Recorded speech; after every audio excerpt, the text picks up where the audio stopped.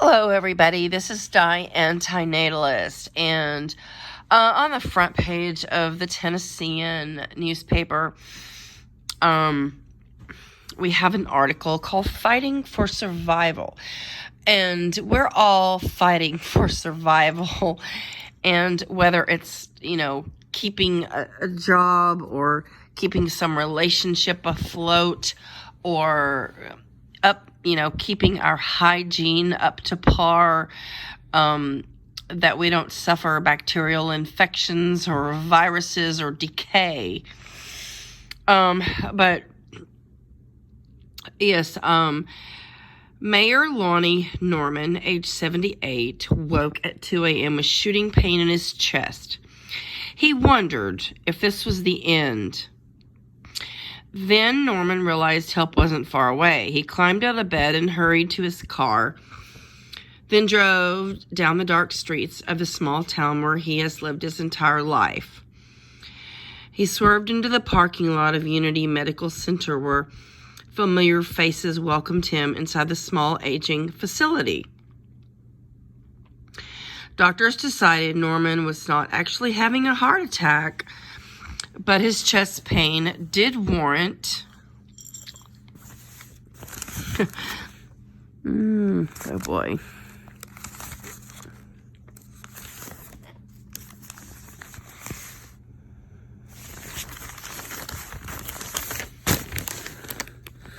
Medical tests at a larger hospital out of town. As he left in an ambulance, the mayor was confident that if he had needed saving, Unity was his best chance. Okay, so why do people have to fear death? I mean, okay, this particular individual, he's a mayor, and he's 78 years old, and he's fearing death. Okay, now, most people live around 80 in America. Some are living, women are living into their 90s and 100s, and men are living well into their 80s or even 90s. But so, even at the age of 78, people are fearing death. So, people are basically fearing death at every life cycle and every generation of their lives. I would remember when I was a teenager, I knew death was inevitable. And in my 20s, I actually had some interesting thoughts. I actually feared being murdered. And I actually knew a guy who actually probably had the potential to do that. And in my 40s, I had some medical complications, and even though they could have resulted in death, I, escaped death, probably regrettably, because that did not exempt me from more pain. And then in my 50s, I see a lot of decline. I actually have had the Heimlich maneuver utilized on me before. I was eating pizza, and my airways became blocked. And when you are suffocating or when you were choking, you cannot talk. You cannot breathe. Your airways are instantaneously blocked. I was sitting next to a friend at the time, and I made the motion that I was out of air, and I was beating my stomach, and he immediately did the Heimlich maneuver, and it propelled the pizza crust out of my mouth. I really didn't even have much time to spare of fright. But if he hadn't been there, it's possible that I would have just choked to death. I do know how to do the Heimlich maneuver on myself, but I don't know if it would have been effective in a panic state. I have recently advocated on Facebook how to do the Heimlich maneuver, and there is another procedure which involves patting or beating your hands on the back of the person who is choking. And if that doesn't work, you utilize the motion underneath their rib cage with the thumbs and the fists propelling the item that is choking the individual. But anyway, why should any of us be born when all we're going to do is fight for our survival and fight for peace and fight against death and pain? And death is not the enemy. Pain is the enemy. And fear is pain.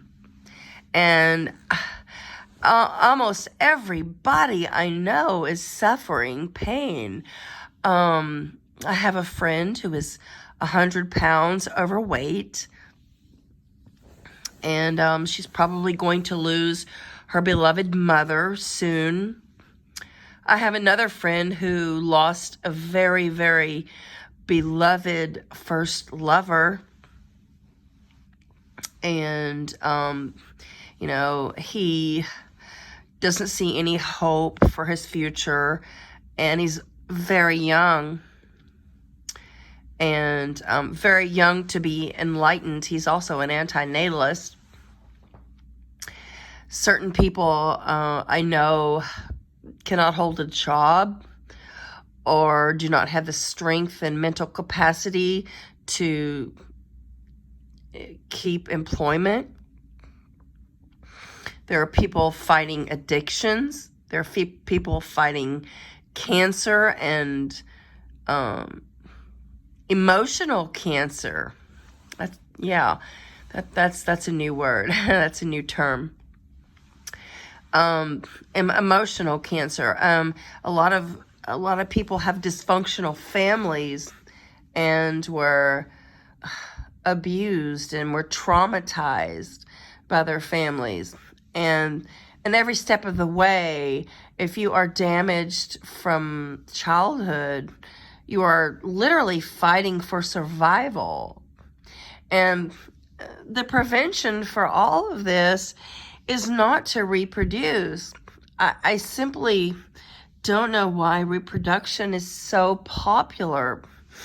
And I really don't know why a loving woman would introduce a child to existence, regardless of the fact that she wants a child or a baby, or regardless if a man wants to carry on his family name, or if the couple wants security in their old age.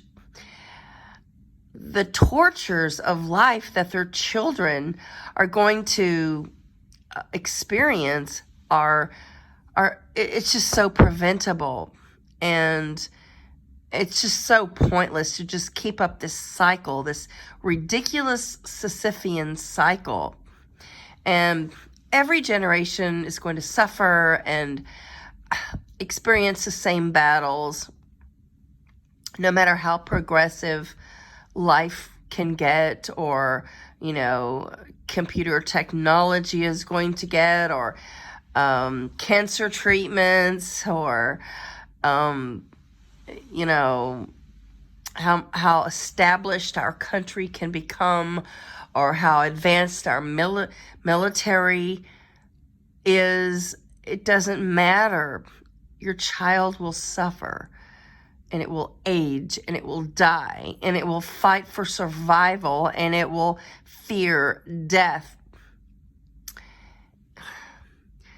Lonnie Norman, 78, is fearing death.